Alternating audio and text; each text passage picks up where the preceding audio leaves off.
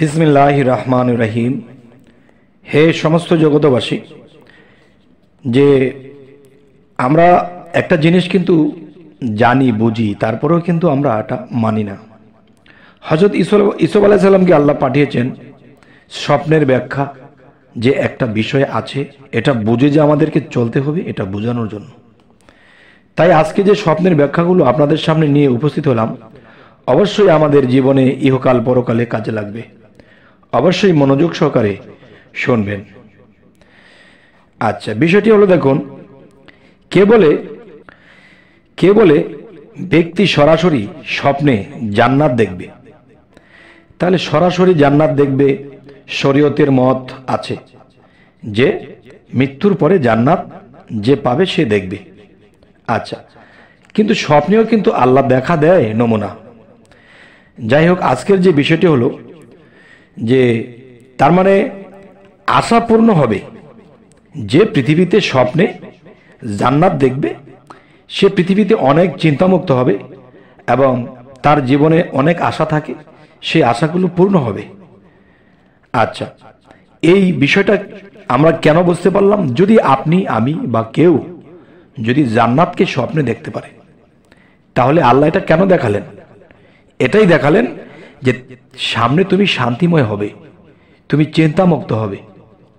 আচ্ছা, তাহলে এটা আমাদের দরকার, কারণ পৃথিবীতে আপনি অনেক অশান্তিতে আছেন, অনেক ভোগান্তি ভুগতেছেন। এখন আল্লাহর কাছে ফরিয়াদ করেছেন, আল্লাহর কাছে মোনাজাত করতেছেন যে হে আল্লাহ, আমি কিভাবে এই পৃথিবী থেকে আমি তোমার ইবাদত ঠিকমতো করতে পারি, একটু শান্তিময় হতে পারি। যদি একটু শান্তি না পাই, তাহলে আমি তো আল্লাহ আপনাকে ডাকতেও পারি না। তাই আপনি বুঝবেন কি করে যে আপনার মোনাজাত কবুল হলো? তখনই আল্লাহ আপনাকে জান্নাত দেখাবে স্বপ্নে। আর স্বপ্নে যখনই আপনি জান্নাত দেখলেন, তখনই বুঝে নেবেন যে আল্লাহ আমার কথাটা বা আমার দোয়াটা কবুল করেছেন এবং বুঝিয়েছেন যে দেখো, তুমি অবশ্যই শান্তিময় হবে। আচ্ছা, এটি হলো আমাদের বোঝার একটি উপায়। আচ্ছা, এবার আসি, যদি কোনো ব্যক্তি স্বপ্ন দেখে যে জান্নাতে প্রবেশ করতে যাচ্ছে কিন্তু বাধাপ্রাপ্ত হচ্ছে, তো বাধাপ্রাপ্ত হচ্ছে, এর ব্যাখ্যা কি হবে? এর ব্যাখ্যা এটি হবে যে তবে সে হজ ও জিহাদের ইচ্ছা করার পর বাধাপ্রাপ্ত হবে, অথবা হঠকারী ভাবে বরাবর গুনাহ হতে সে ফিরবে না। বরাবর গুনাহ করে আসছে, তা হতে তওবা ইচ্ছা করার পর বাধাপ্রাপ্ত হবে। আচ্ছা, একটি বিষয় হলো, দেখুন, জান্নাতে প্রবেশ করতে যাচ্ছে কিন্তু বাধাপ্রাপ্ত হচ্ছে, এটির অর্থ এটি যে নবী করিম সাল্লাল্লাহু আলাইহি সাল্লাম যেই দেশে তার জন্ম এবং যেই দেশে তার রওজা আছে, আমি আপনি সেখানে যখন আমরা নিয়ত করেছি যাব, তখন দেখবেন একজন মানুষ হজ্জে যখন যাইতে নিয়ত করে বা যাবার জন্য প্রস্তুতি হয়, দেখবেন তার সামনে অনেক বাধা আসে এবং তার নিয়ত সেখানে গিয়ে সে ক্ষমাপ্রাপ্তি হবে, ক্ষমা চাইবে, কিন্তু যে কোনোভাবেই সেখান থেকে সে ক্ষমাপ্রাপ্তি হবে নিয়ত করেছে, কিন্তু সে যাবে অনেক বাধা প্রাপ্তি। আচ্ছা, এই জিনিসটা বোঝা হলো যে নবীর দেশটা বা নবী যেই স্থানে বসবাস ছিলেন এবং তার রওজা মোবারক হয়েছে, তাহলে সেখানে পৌঁছানো মানে কি? জান্নাতে পৌঁছানো। আচ্ছা, এবার আসি, যদি কোনো ব্যক্তি স্বপ্নে দেখে যে জান্নাতের দরজাগুলো বন্ধ হয়ে গেছে, দেখতেছে লক্ষ্য করে যে বেশ কিছু দরজা বন্ধ, কিন্তু একটি বা দুইটি দরজা খোলা ছিল। এখন সে দেখতে পাচ্ছে যে বাকি দরজাগুলো খোলা আছে ঠিকই, কিন্তু একটি দরজা খোলা নেই। তাহলে এর ব্যাখ্যা কি হবে?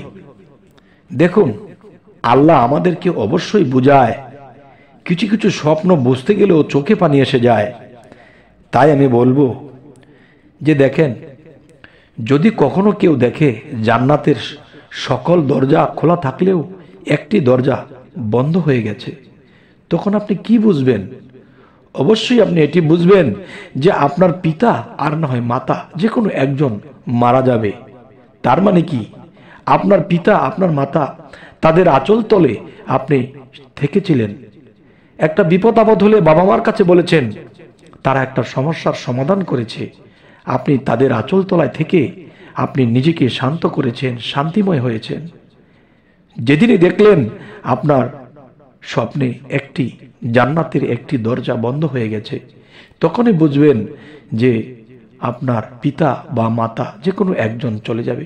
যদি আপনি কখনো দেখতে পান যে জান্নাতের দুইটি দরজা বন্ধ হয়ে গেছে, আর যেই দরজাগুলো খুব প্রশস্ত এবং বড় এবং সুন্দর, তখনই বুঝতে পারবেন যে আপনার পিতা মাতা দুজনই আপনার থেকে বিদায় নিয়ে যাবে। খুবই কষ্টকর বিষয়, কিন্তু দেখেন আল্লাহ আমাদেরকে অবশ্যই জানায়, কিন্তু আমরা এই জিনিসগুলো বুঝি না। না বোঝার কারণে কোনো একদিন বলি, আল্লাহ আমার এই ছিল সেই ছিল, আমার পিতা মাতা ছিল, আমার আত্মীয় স্বজন ছিল, আমার সন্তান ছিল, তারা মারা গেল অকালে। অকালে মারা যায়নি বাবা, আপনি নিশ্চয় দেখেছেন, আল্লাহ আপনাকে দেখিয়েছে, কিন্তু আপনি এটিকে ব্যাখ্যা বিশ্লেষণ করেননি। যার ফলে আপনি যে আগে থেকে দেখতেন, আগে থেকে বুঝতেন, আপনি আগে থেকে ক্ষমা প্রার্থী হতেন, আপনি নিষ্পাপ হতে পারতেন, তাদের কাছে ক্ষমা চেয়ে নিতে পারতেন।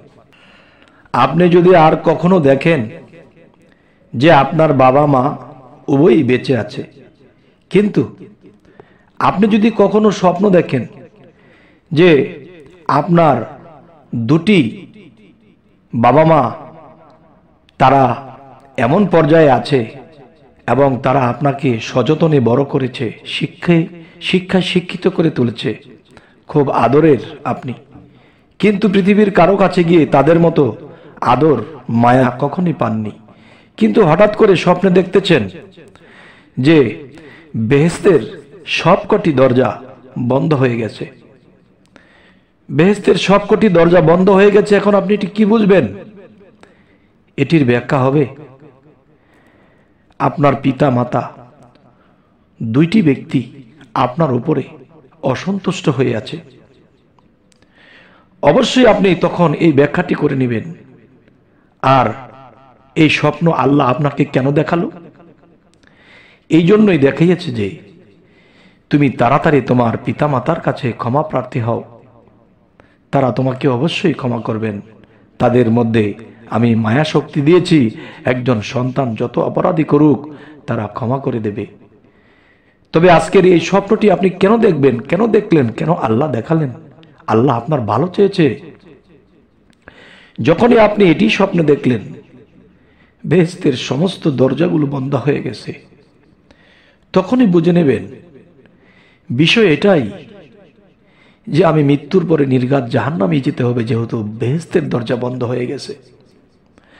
তবে হে সমস্ত জগতবাসী, আজকে আমার এই আলোচনাটি করতে চোখে কেন ছলো ছলো জল এসে গেল?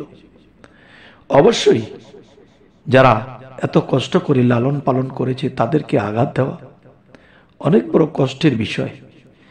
তবে হে সমস্ত জগতবাসী, আজকে আমি আপনাদেরকে বলছি, অবশ্যই কেউ এরকম স্বপ্নের আশায় থাকবেন না, আগেই ক্ষমা প্রার্থী হবেন।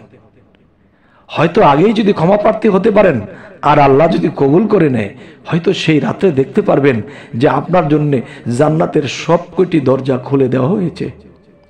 সুবহানাল্লাহ, আলহামদুলিল্লাহ। আজ আমি আপনাদের সামনে এই কথাগুলো মনানন্দে বলেছি, কিন্তু সেই মনানন্দের সাথে চোখের পানি গড়গড়িয়ে পড়ছে।